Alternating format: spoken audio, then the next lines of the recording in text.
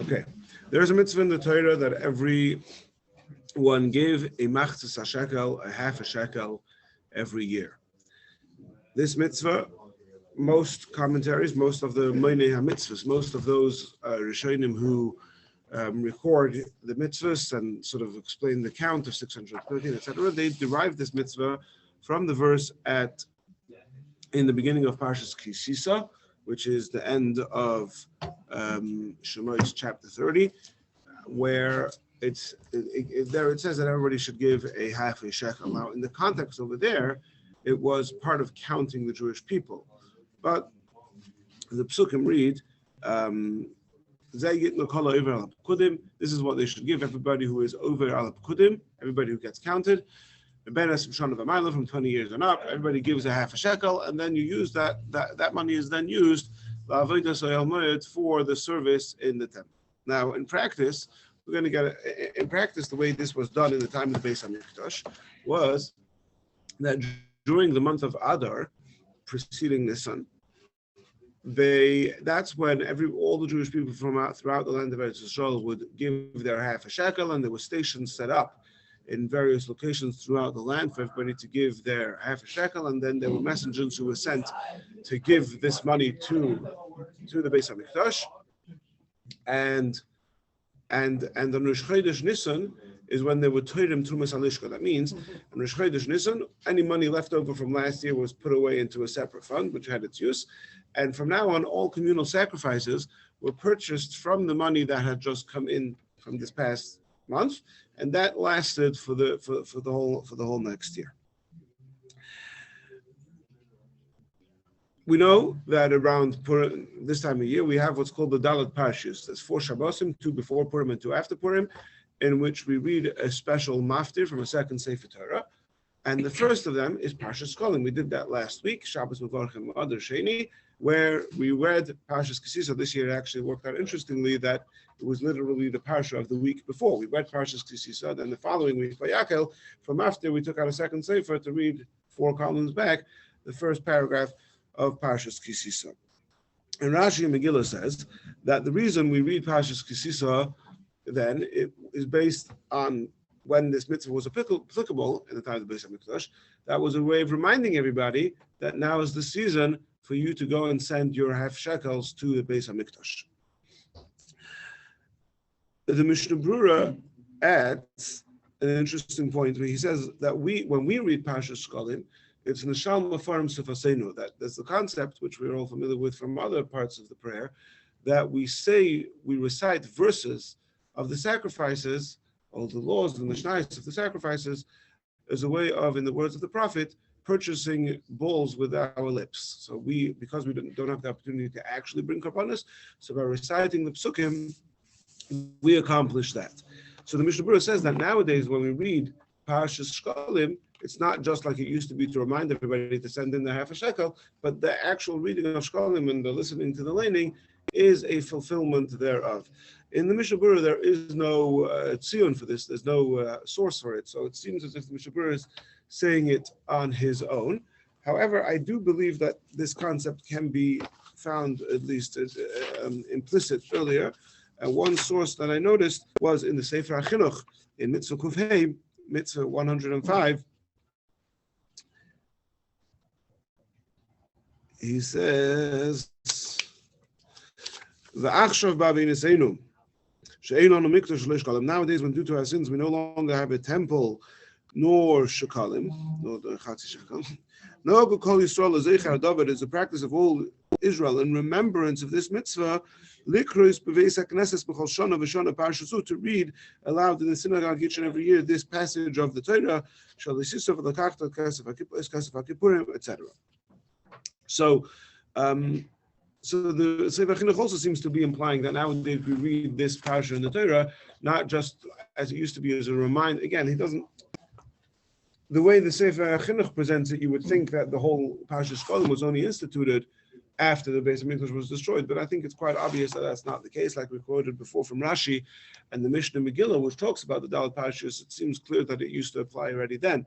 Be that as it may, nowadays there's sort of this dual purpose that the reading of Parsha Shkolim also in and of itself serves as a substitute to, or remembrance, a substitute to the mitzvah of giving a shekel, the half a shekel. Now, if you look at the psukim, so the Rambam, the psukim say, right? So everybody should give a half a shekel. Everybody gives the half a shekel. And then the pasuk continues, the rich person should not give more, or may not give more, and the poor person may not give less than half a shekel. Now, the Rambam, when he records this mitzvah, it's in Sefer Mitzvahs, positive mitzvah number Kufayin Aleph 171. He records this as a positive mitzvah that everybody has to give a half a shekel every year. And that's it. He doesn't record any negative commandment that a poor person should not give less and a rich person should not give more. Other Meinei mitzvahs, for example, the Tashbitz, Shimon ben Tzemach Duram, I think 14th century, right? And also the Ramban in his commentary on the Torah, they record a positive mitzvah and a negative mitzvah. The positive mitzvah is give half a shekel. Negative mitzvah is hadal lo yamit. Poor person, don't give less than a half a shekel, right? So one thing we have to understand is, why does the Rambam not record the negative mitzvah? Why does he only record it as a positive mitzvah, not a negative mitzvah? And perhaps understanding this will lead to further understanding in general of the mitzvah and other ramifications, as we'll get to. Now, interestingly, the Ureim, also a Rishon who's one of the Meinei mitzvahs, who counts all the mitzvahs, he skips this mitzvah. He doesn't count it as one of the 613 mitzvahs at all. Okay, where does he get the other one from? Well, there's many Rishonim who count the mitzvahs, and there's many variances between them. And there's all the Rambam in his commentary, in his introduction to the Sefer Mitzvahs, has 14 what we call shoroshim, 14 principles, which he uses to determine what counts as a mitzvah and what doesn't. Because if you go through the Chumash and you count every time it says to do something, there's actually a lot more than 613. So whichever way you cut it, there's going to be certain principles of what counts and what doesn't count, and different Rishonim have different approaches to it, and they all manage to get to the sum total of 613. I'll give you one example, which we're going to have to get to in a moment anyway. If you ever daven a Beis Menachem on Shabbos, everybody knows, don't forget, after davening, it's don't forget what do we forget after davening? What? Sabbath day to think of. Before that. Before the 6 remembrances, what else don't we forget? I don't know, I forgot. The special reading for Shabbos, right? Don't forget the special reading for Shabbos, the 6 remembrances, right? Yeah. What's the special reading for Shabbos? The special reading for Shabbos is a passage from the book of Vayikra, chapter 24, which is the mitzvah to put the lachem aponim, the 12 loaves, on the table, on the what's it called, the show table, whatever it's called, the shulchan in the Beis Hamikdash, and every Shabbos they would change the 12 loaves, right? So if you read the psukim, it says you shall take flour and bake it, 12 chalas, and then you should put them as 2 piles of 6 on the table, right? Now, that second verse of putting them as 2 piles of 6 on the table, that is one of the 248 positive mitzvahs, to put the lechem aponim on the table every day. But there's another mitzvah before that. Thou shalt take flour and bake it into 12 chalas, right? But that mitzvah is not counted as one of the 248, according to the Rambam at least, right? Why not? So that's one of in Shirish 10, in principle, in whatever it's foundational, in the guidelines that the Rambam calls in number 10, he says that a mitzvah that's purpose is another mitzvah doesn't count, right? So the mitzvah of taking flour and baking it is in order to fulfill the follow-up mitzvah, which is to put the bread on the table. So the mitzvah whose entire function is preparation for the following mitzvah doesn't count as one of the mitzvahs, right? Now, we're going to get back to this. It's going to be very relevant to the whole discussion of a half a shekel as well. But for whatever reason, the Ureim doesn't mention half a shekel at all as one of the mitzvahs. Now, interestingly, do they agree that there's like 90% of the mitzvahs are all the same? Yeah, these guys yeah. 10% or 5%. Yeah. Now, then there's the Reb Shimon Cirilio, who is most famous for his commentary on the Talmud, on Jerusalem Talmud Yerushalmi. He was, I believe, 17th century. He was originally in Spain. He was expelled from Spain. He spent some time in Turkey, and then he was in Sfas. I believe he came to Sfas together with the Beis Yosef. He was a colleague of the Mechaber of the Rabbi Yosef Karo. So in his commentary to Pesach Tishkolin, he says actually the mitzvah of giving half a shekel is not to be derived at all from the verse in the beginning of Parshas Kisisa. That is talking specifically about the local mitzvah that applied right at that time for Moshe, for all the Jews to give half a shekel to count them for the census. That was just that one-time thing. The mitzvah to give half a shekel every year is derived from a few chapters earlier, at the beginning of Parshas Truma, where Chazal say, and Rashi brings that the Torah alludes to three different types of trumas, three different donations. So one of those donations is the annual half a shekel donation, which that the Rashi Rilio, he says that's the source for this mitzvah. And as we'll see soon, there is actually a halachic ramification to this difference of where the source of the mitzvah comes from. Now, okay, so let's just go through a couple of these variances. If you look at the Rambam in chapter 1 of Hilchos Shkolim, he says, it is a positive mitzvah from the Torah that every person give half a shekel every year, and even a poor person who is mispanis min tzedakah, he doesn't have a livelihood, he gets his livelihood from tzedakah, and he has to go for begging alms, even such a person is not exempt from half a shekel. Now here, we have the clue to why the Rambam doesn't count the Hadal Ashur Liyarba Hadal Yamid as a separate negative commandment. Because essentially, the way the Rambam's understanding the pasuk is that usually we have a principle. For example, the Ramah writes in Siman Tov Reish Nun Vav in Shulchan Aruch that a person is not mechuyev to spend a hoin rav, great wealth, on a positive mitzvah. For a negative mitzvah, you would be obligated to give all your money. For positive mitzvah, you're not obligated to give an enormous fortune. Okay, so there's different discussions, a third, a fifth, whatever it is. But the point is that Hadal Yamit, according to the Rambam, is not a separate negative commandment. The poor person shouldn't give less than half a shekel. It's a qualification to the positive commandment. That this positive commandment is different from all other mitzvahs in that there's some sort of financial limitation. Here, there is no financial limitation. Even if you're super poor, you must give half a shekel, and similarly, the first half of the pasuk that a rich person should not give more would be understood to the Rambam L'chera as saying that even though you're very wealthy, so you might have thought, well, usually tzedakah, how much tzedakah you have to give depends on how much money you have. So here, that's an exception to the rule. So according to the Rambam, the negative commandment is not really a separate mitzvah; it's a qualification in the positive mitzvah. Part of the positive, right? Okay.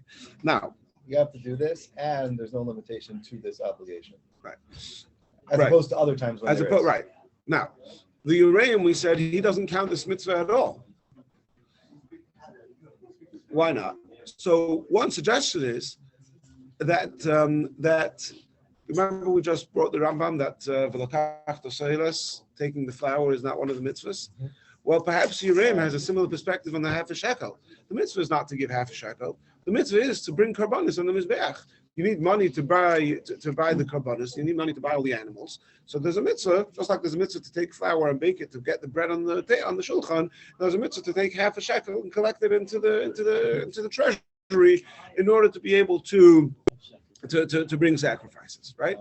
So here, right? What was I thinking? Well, you'll see soon that actually this is a perspective, and again, this is going to have good ramifications later on. By the way, one of the question really boils down to, and we're going to get back to this. The question really boils down to is how closely connected are the two? In other words, is the intrinsic? Is sort of the definition of the mitzvah bring half a shekel to get karbanis, or is the definition bring half a shekel? Now, then what are you going to do with half a shekel? Okay, we'll use it for karbanis, but it's not intrinsically connected. And we'll see soon that it seems like the Rambam and many others have that second approach to it. Yeah.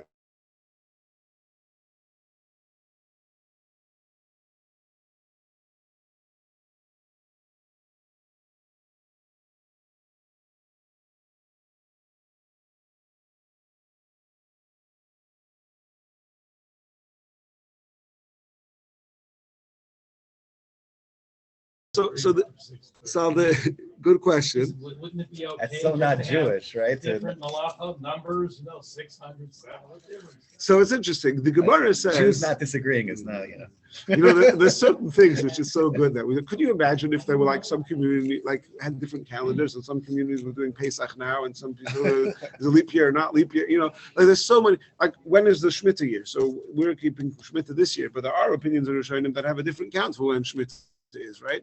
Can you imagine if there was a different count? Some Jews would keep Pesach now and some keep, Jewel would be going completely haywire, right?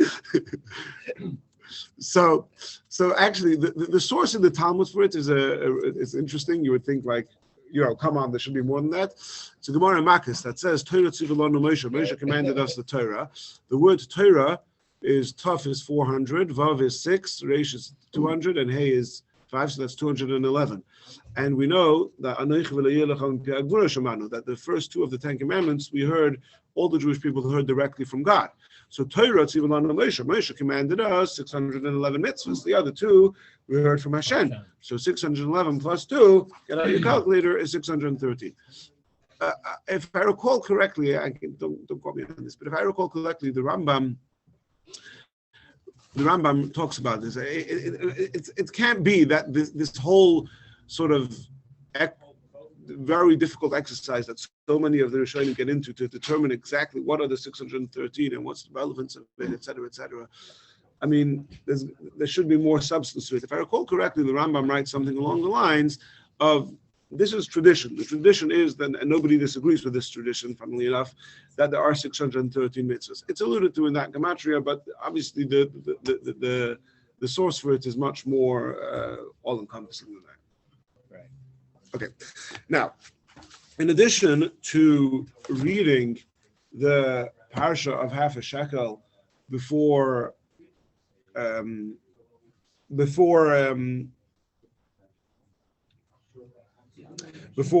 Chodesh Nisan, there is an additional custom which is quoted by the Ramah in Siman Tov Daled in the laws of Purim and Tanis Esther, where he says that it is the custom, some say it is the custom that everybody should give before Purim a half of the fixed currency of that locale and that time. So in America, we would give a $50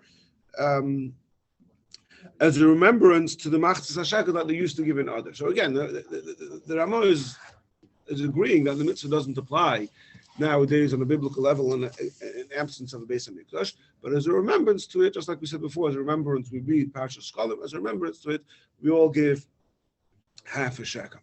Now here, is where things get tricky, because the question becomes, okay, well, if we're doing half a shekel for the remembrance, so who's going to give half a shekel? Well, half a shekel is going to be given by whoever used to be obligated to give it when it was an obligatory mitzvah. So who did this mitzvah apply to? So we have some. Ready for war. Sorry? Men ready for war. Oh, so Bob is saying that the pasuk says Kol ha'over al hapchudim, which anywhere in the Torah, whenever there's a census, is 20 and up, people who are fit for war. So only people who are above the age of 20 should be obligated in the mitzvah Machzas HaShekel. And indeed, this is the opinion of many poskim. Perhaps most famously the Sefer HaChinuch, where he starts off the mitzvah 105, where he says the mitzvah is Shayitin Kodachet B'Yisrael Ben Esrim Shana V'Mayla. We commanded that every Jew who is 20 years of age or older must give, whether he is rich or poor, the value of half a shekel, which equals the weight of 10 silver gerah each year, etc. Right? So he right away qualifies it to applying only to people who are 20 and older. However, other Rishonim, and perhaps most notably the Rambam, says that this mitzvah, as do all other mitzvahs, applies to everyone over the age of Bar Mitzvah.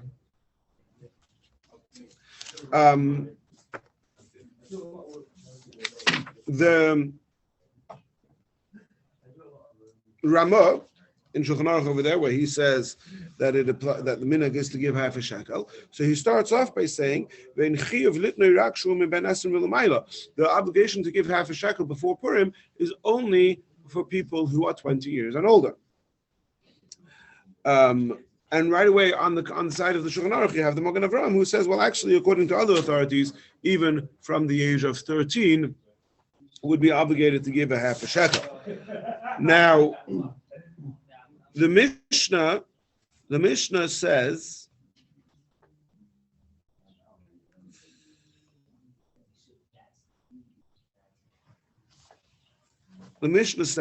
also, the Mishnah in Shkolim explicitly says that women are exempt from a half a shekel.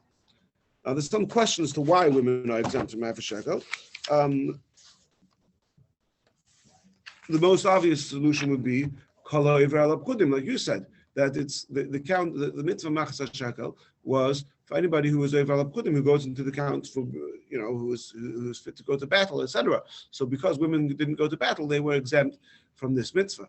Now, if you remember before, we mentioned the opinion of the Rash Cirilio, who he said that the mitzvah is not derived from the beginning of Parshas Kisisa, rather it's derived from the beginning of Parshas Truma. Now, in Truma, there's no qualification that it's only given by over al ha'pkudim. So, whether or not this mitzvah applies to men between the age of 13 and 20 may depend on whether the source of the mitzvah is from Parshas Kisisa, where it says kol ha'over al ha'pkudim, or from Parshas Truma, where it doesn't say that. The question becomes, though, that everybody agrees that women are exempt from machzah shekel, because that's an explicit Mishnah. And of course, if you learn it from Parshas Truma, why should women be exempt? Why should women be exempt from it? It's interesting to note that in the words kol ha'over al ha'pkudim, which we usually translate as being anybody who's part of the count, who's fit to go to battle, etc., in the Yerushalmi, this is brought from the Yerushalmi in Shkolim chapter 1, Halacha Gimel, where there is an opinion in the Yerushalmi that says no, kol ha'over al ha'pkudim means anybody who crossed the Yamsuf, which of course would not be limited to males; it would include women as well, right?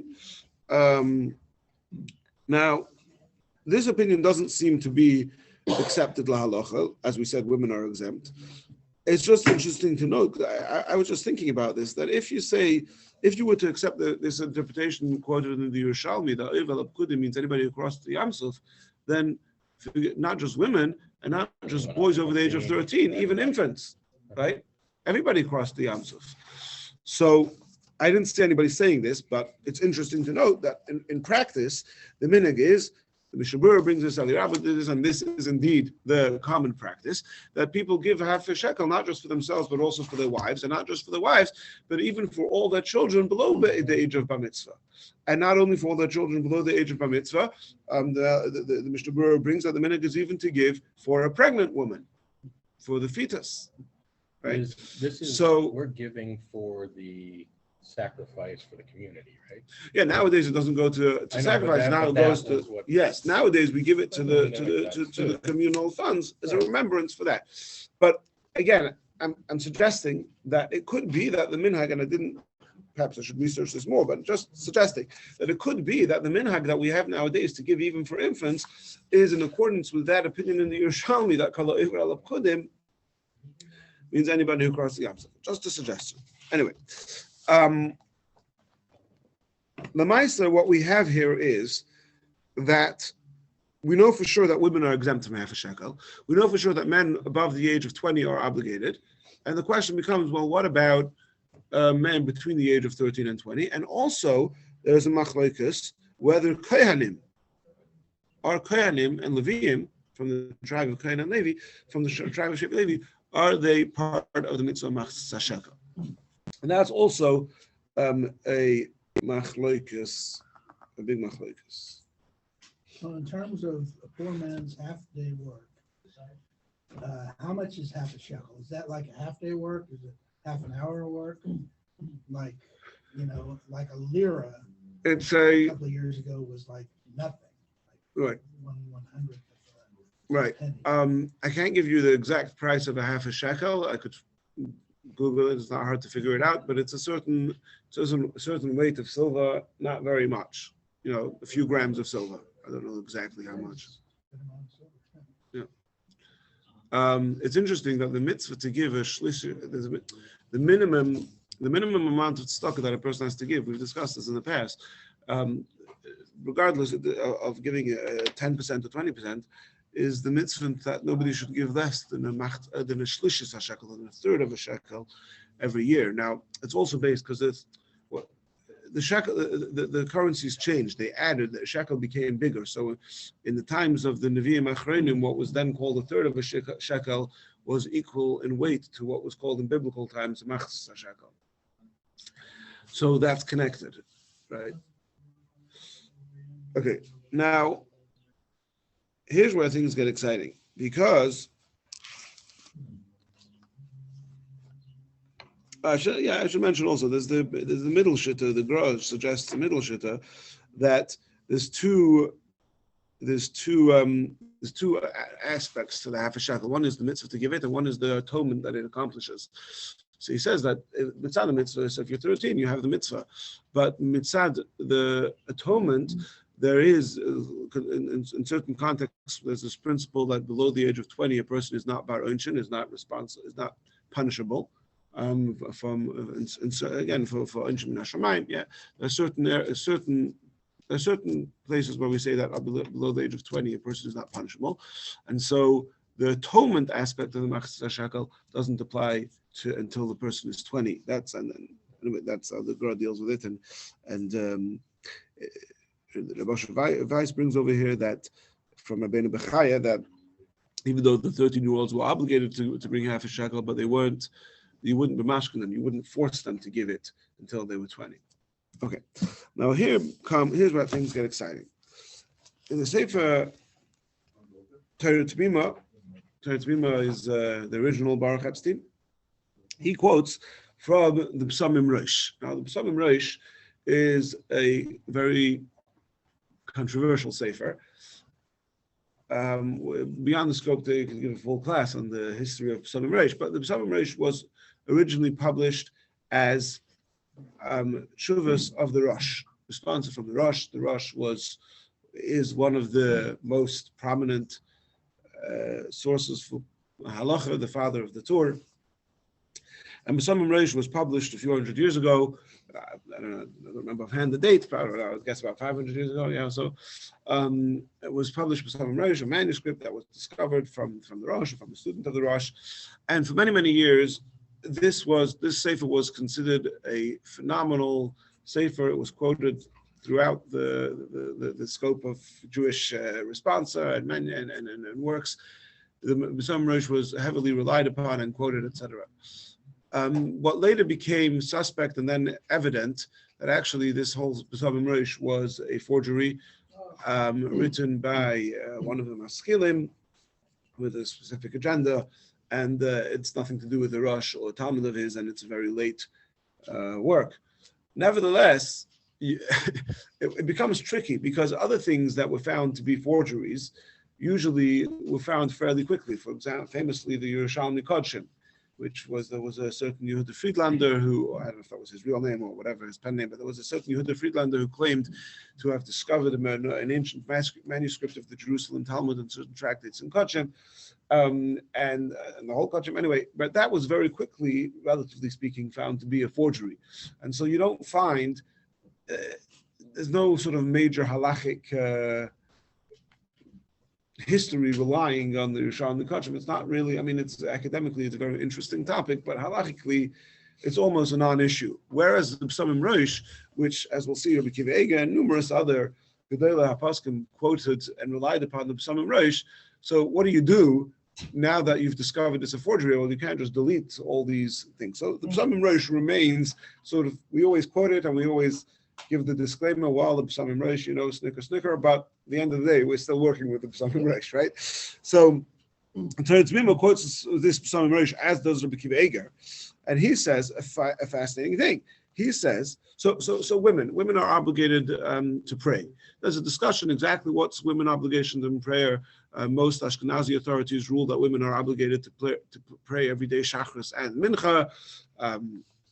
What do women do who have running a home? Okay, we're not going to get into that right now, but the question becomes, and this is a big machlokes, what about Musaf? Are women obligated to daven Musaf?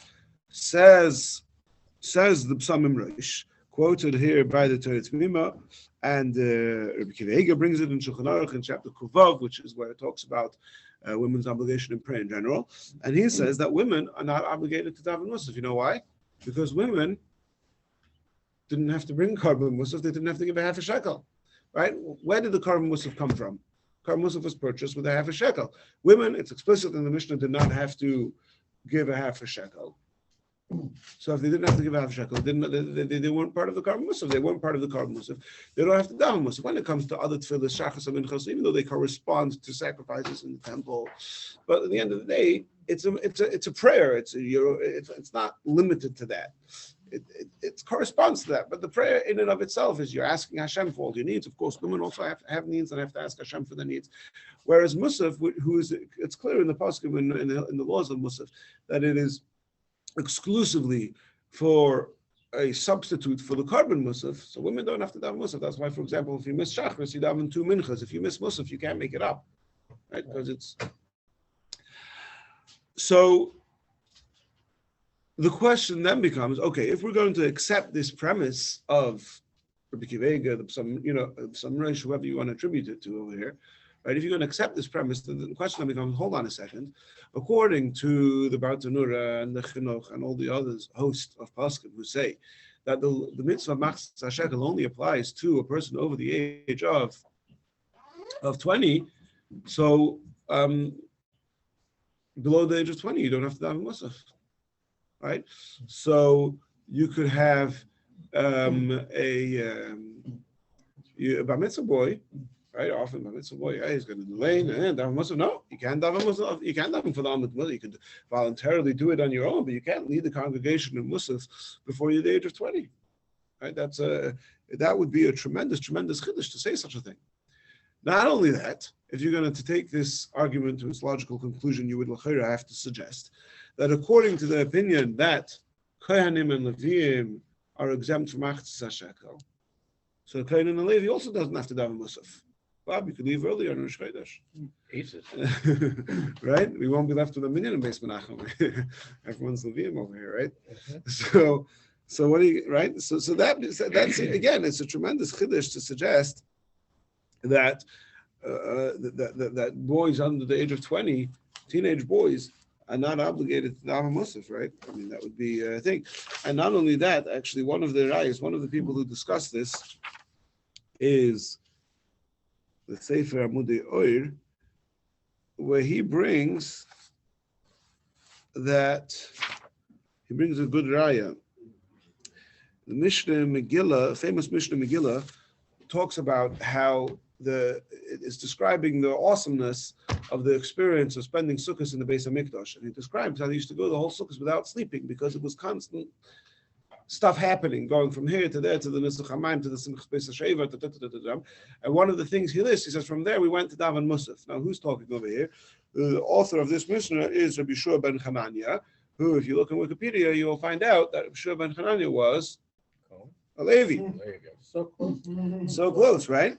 So now, if Rabbi Shua ben Hanania daven Musaf, and remember, Musaf you can't daven as an adava. Shachris mincha you could do a voluntary prayer. You can't daven Musaf voluntarily, right? So if Rabbi Shua ben Hanania was davening Musaf, so how could anybody suggest that Kohanim are exempt from the mitzvah of machzas shekel? In other words, if you're going to accept this premise that the obligation to daven Musaf is directly linked to the obligation to give a half a shekel, well, we know that Leviim daven Musaf in the Mishnah Megillah, so obviously they have to give a half a shekel, right? Maybe I can do it. I'm so looking forward to leaving early.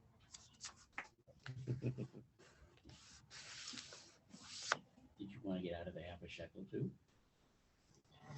Yeah, I don't like being told I have to do something. I can do it voluntarily. That's the principle of Gadol Masula V'Isa, right? That Rabbi Yosef said, Rabbi Yosef was blind, right? Rabbi Yosef in the Gemara, he was blind. And he said that I used to say that if there's a machloikus in the Gemara, there's a machloikus if blind people are obligated to do mitzvahs. So he said, I used to say that if anybody would tell me that we paskin that blind people are exempt from mitzvahs, I would throw a party. I'd make a feast because now I know that I'll never be held accountable. Like again, basically, I have myself covered. I have insurance that even if I make a mistake, it's fine. I'm blind, so I don't need to worry about it. But then he learned the principle of Godla Mitzvah Mitzvah. He said that it's more valuable when you do an obligatory mitzvah than when you do a voluntary mitzvah. And then now I changed and I go 180 degrees. Now I say no. I would throw a party if somebody would pass on that you are obligated to do that. A blind person is obligated to do the mitzvahs because now I have the opportunity to be mitzvah va'isa. Because like Bob says, it's always much more fun to volunteer something than when there's an expectation of you. You're looking for excuses. When there's no expectation, you're like, oh yeah, I'm going to volunteer. And it makes you feel good about myself, right?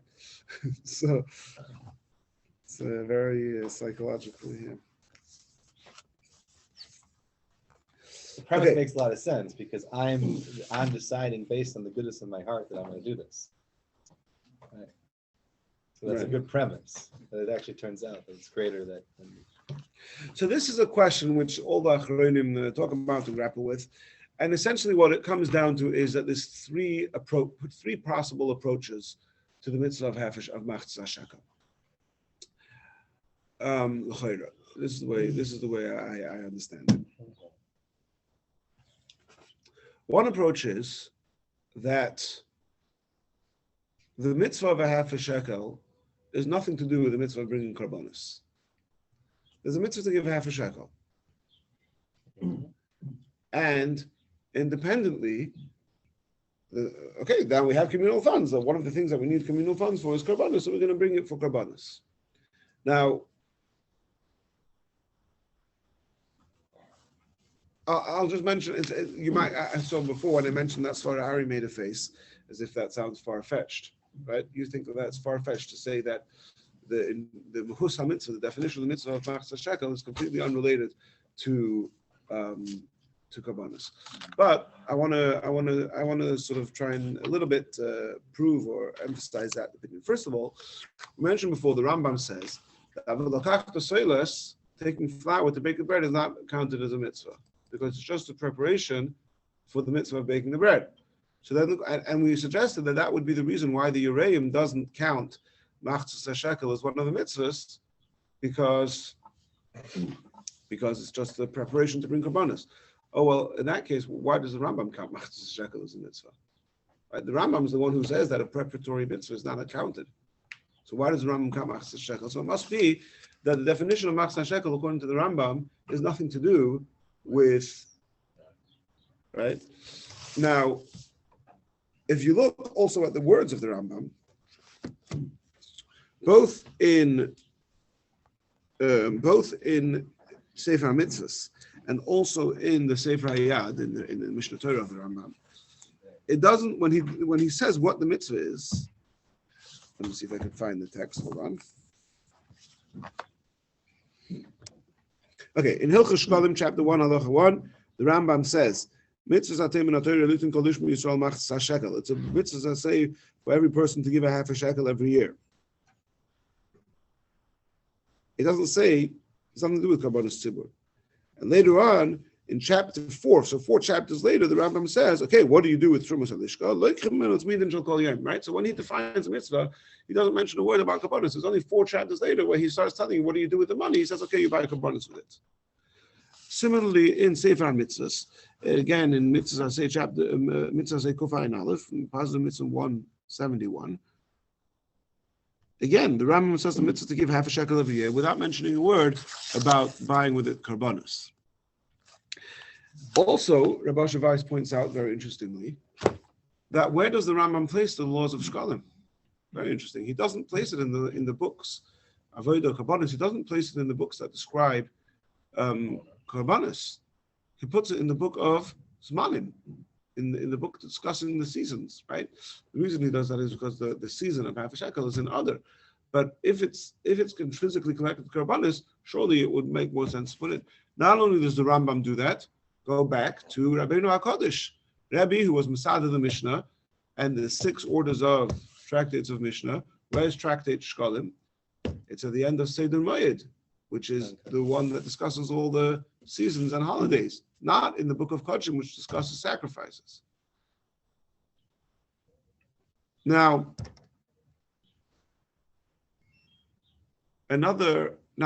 if you take this approach, so you see, Ari, I think it was demonstrated that it's not so far-fetched at all to say that the definition of the mitzvah is not intrinsically related to bringing karbanos. So then what is it then? It's a mitzvah to give half a shekel every year to communal. And it just happens to go into. Yeah, then we use it for karbanos. I guess you think of it this way, because there's extra half shekels left over after the year that was given as communal funds, and then they drive it to something else. So it's not. No, it was still just used for karbanos, used for temple things, whatever. Yeah. You could also ask the question. We'll get to this. You could also ask the question all the way around. What if there weren't enough funds? Who would have to replenish it?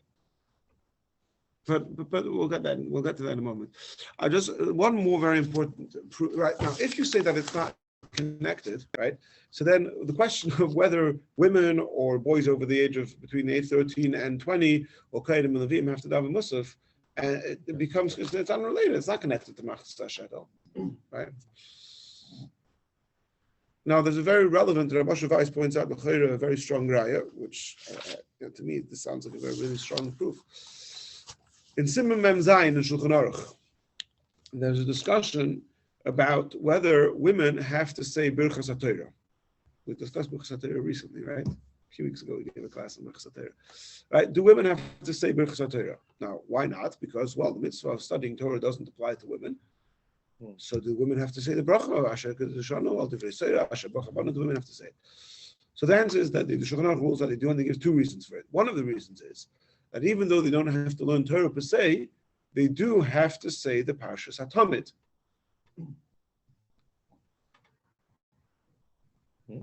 Yeah, they have to say the Parshas HaTamid, the verses from the beginning of Parshas Tzav, next week's Parsha. They do have to say that. It's because they have to say that passage, because it's a communal sacrifice, they have to bring it. They're part of it. So therefore they have to say it. So, and that's why they have to say Birchas HaTorah. Says Rabbi Weiss, Mela, if women have to say this because they're obligated in Tamid, then why should the Musaf be any different than the Tamid? Elamai, and this is going to lead us into the second possible approach, which is that women may indeed be. In other words, okay, just to clarify this, according to the first approach I just suggested, that half a shekel is not connected to Musaf. So what are we saying? That women are exempt from half a shekel, as well maybe 13-year-olds and Levim and Kohanim. But nevertheless, they still have to daven Musaf, right? So this fits very well. Just like women have to say Parshas HaTamid. So this fits with the same approach, not yet the second approach, right? This fits with this approach. That just like women have to say Parshas HaTamid, they have to daven Musaf. Either not obligated to bring Machzah Shekel, the two are not connected. So that's a strong proof against those who say women are exempt from Musaf. Now, that's one extreme. One extreme is Machzah Shekel and the Karbanos are unrelated intrinsically. The other extreme is to say that they're exactly connected, which that's the approach of the Pesach Merish, the Torah Tima, and others. They say no, that they are intrinsically connected, and anybody who's exempt from half a shekel would be exempt from carbon musaf. And I don't know how they would deal with the obligation of women saying this. Maybe they would reject that, and they would say that women have to say Birchas HaTorah for the other reason given in Shulchan Aruch over there.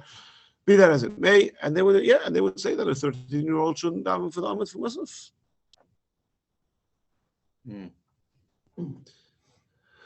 But then there's a middle approach.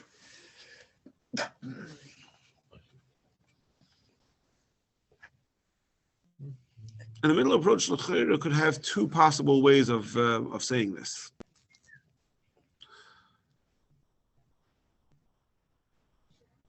You could say, a simple way of saying this would be, look, the two are not connected. Half a shekel is not connected to karbanos. But nevertheless, when it comes to karbanos, who's part of the karbanos? So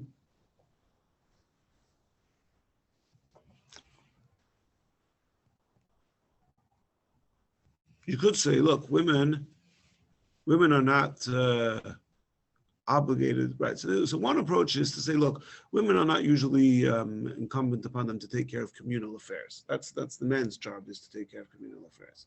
And so then you could start making a difference. Basically, the point of the middle approach, we have to sort of fine tune exactly what the middle approach is going to be. But the agenda of the middle approach is to find some ground to say that women are exempt from Musaf, and yet Kohanim, Levim, and 13-year-olds are still going to be obligated to Musaf. So how are we going to make such a distinction, right? Again, we've had one approach that says the two are completely unrelated, and therefore everybody's obligated to Musaf. We have another approach that says they are intrinsically connected, and therefore anybody who's exempt from it is exempt from Musaf.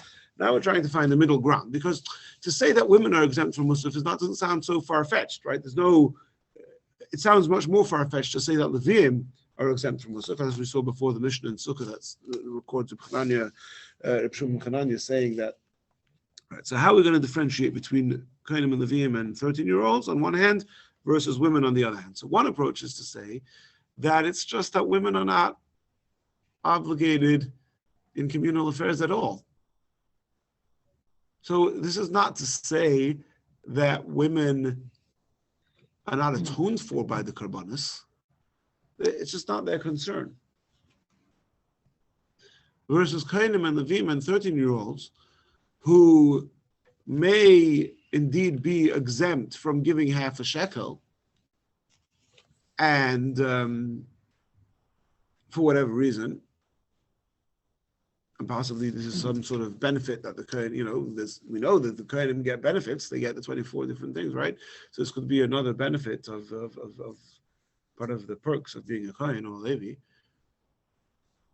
Everybody has to give the money on their behalf, But like I said before, I think the Kilis Yaakov, the Stipler makes this point, I believe. He says, well, what would happen if the fund wasn't enough? If there weren't enough shkalim in the thing, and now you would make a communal campaign for, look, we have another few months of the year, there aren't enough half a shekels. He says everybody would have to give whatever they can, and the Kohanim and Levim would have to be part of that, as well the 13-year-olds. But women would not.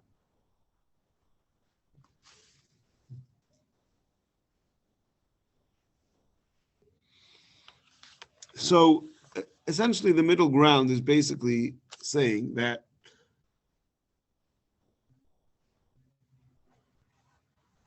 the middle ground is basically going to make the argument that everybody is atoned for by the Karbanis. The question becomes, what's your responsibility to chip in? And women will have no responsibility to chip in. Kohanim and Levim may not have really enough responsibility to chip in, but they're still part of the community.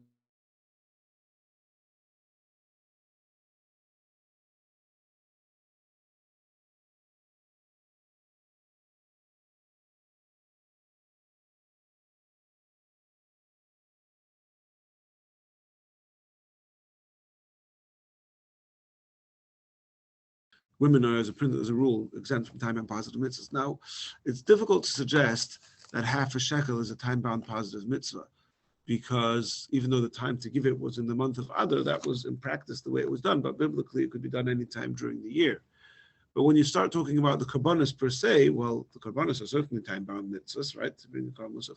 So there you could say, so now that's another sort of, this is a second of the middle approaches, which would say, look, I don't even mind accepting that Karbanis and half a shekel are completely unrelated, and nevertheless, and they're still going to say, look, women are exempt from davening Musaf, not because they're exempt from half a shekel, they're exempt from davening Musaf because it's a time-bound positive mitzvah, versus Kohanim and Levim and 13-year-olds, good, they're exempt from half a shekel, fine, but they still have to daven because men are obligated in time-bound positive mitzvahs.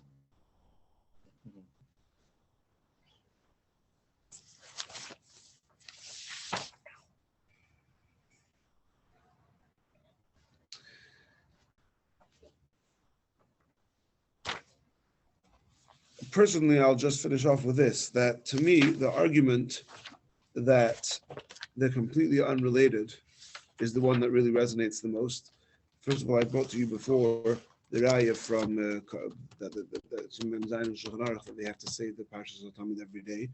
The fact that in defining the mitzvah, the Rambam both in Sefer Hayad and in Sefer HaMitzvahs doesn't say a word about kabbanis, and both the Rambam and Rabbeinu HaKadosh place it in Seder Moed and in Sefer Zmanim.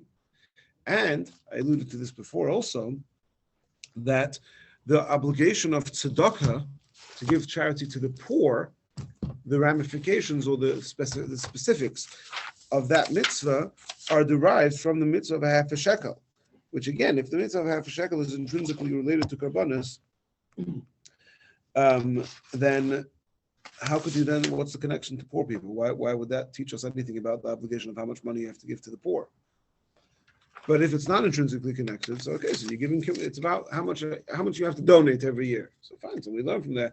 To give the poor, it makes more sense. So I personally, definitely resonates with me much more that approach, that the two are completely unrelated. But as I mentioned, even if you say that half a shekel and karbanis are not intrinsically connected, it still remains a doubt.